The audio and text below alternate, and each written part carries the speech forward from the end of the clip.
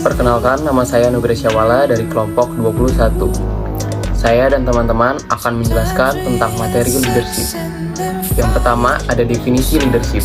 Secara umum, leadership merupakan suatu fungsi manajemen untuk mengarahkan, memotivasi, dan mengawasi orang lain agar mereka menyelesaikan tugas yang sudah direncanakan agar mencapai tujuan dan sasaran yang sesuai rencana.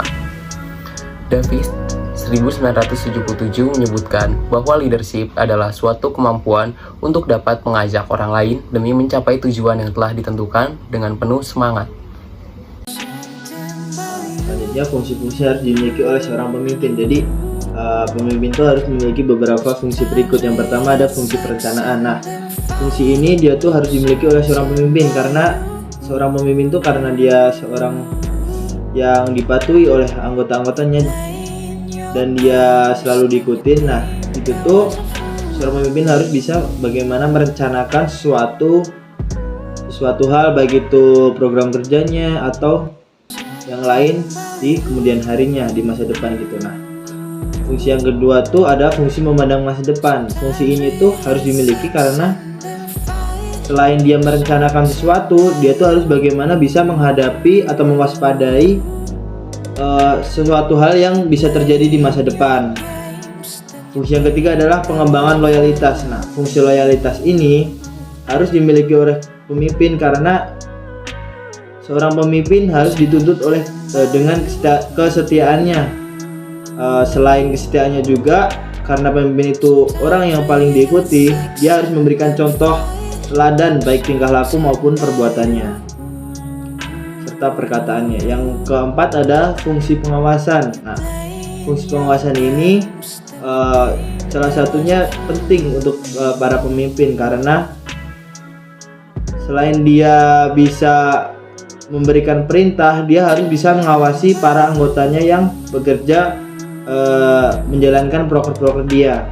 Nah, dan yang terakhir fungsi yang paling penting yaitu fungsi mengambil keputusan. Nah, karena dia yang paling diikutin oleh anggota-anggotanya, jadi pemimpin itu harus bisa mengambil keputusan dengan tepat dan cepat sesuai masalah-masalah yang ada dan bisa menyelesaikan masalah yang ada. Assalamualaikum warahmatullahi wabarakatuh. Saya Abdillah Fatoni Nabil dari kelompok 21. Seperti yang sudah dijelaskan oleh teman-teman saya sebelumnya, di sini saya akan menjelaskan contoh sikap leadership yang baik. Yang pertama itu ada jujur dan adil, selanjutnya bertanggung jawab atas keputusannya, yang ketiga menghargai pendapat orang lain, yang keempat mampu menerima saran dan kritik, yang kelima berani mengambil keputusan, yang keenam memiliki target dan tujuan yang jelas, yang ketujuh menginspirasi dan memotivasi, yang kedelapan memiliki kemampuan komunikasi yang baik, dan terakhir peduli terhadap lingkungan.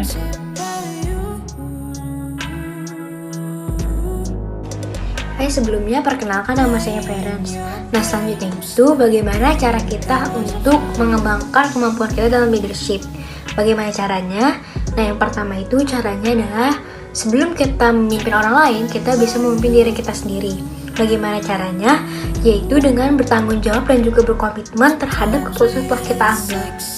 Lalu, ada cara yang kedua. Nah, cara yang kedua itu adalah dengan cara aktif dalam kegiatan kelompok.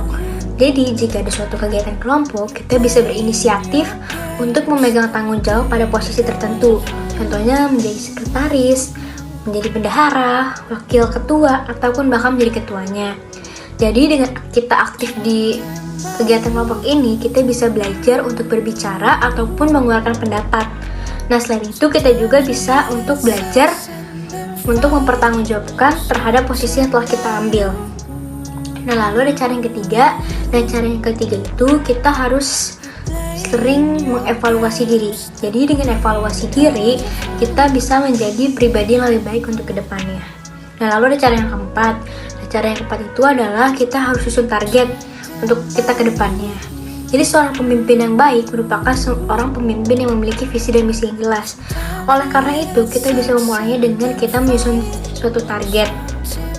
Dan juga kita harus mengetahui cara ataupun langkah-langkah yang harus kita ambil dalam mencapai target tersebut. Sebelumnya, perkenalkan nama saya Rizka Fitrina Awalia Nah, di sini saya akan menjelaskan tentang manfaat leadership. Di dalam manfaat leadership itu ada 4. Yang pertama itu mudah untuk membangun tim yang solid. Dengan adanya pemimpin dan target yang harus diselesaikan oleh tim, maka target pun akan terselesaikan tanpa adanya hambatan dengan keputusan pemimpin.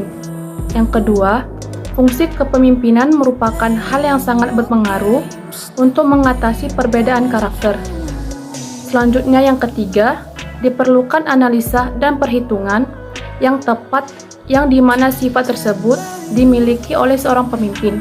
Dan yang terakhir itu ada leadership, memudahkan untuk organisasi menentukan arah ke depannya dan dapat memberikan keputusan untuk kelompoknya.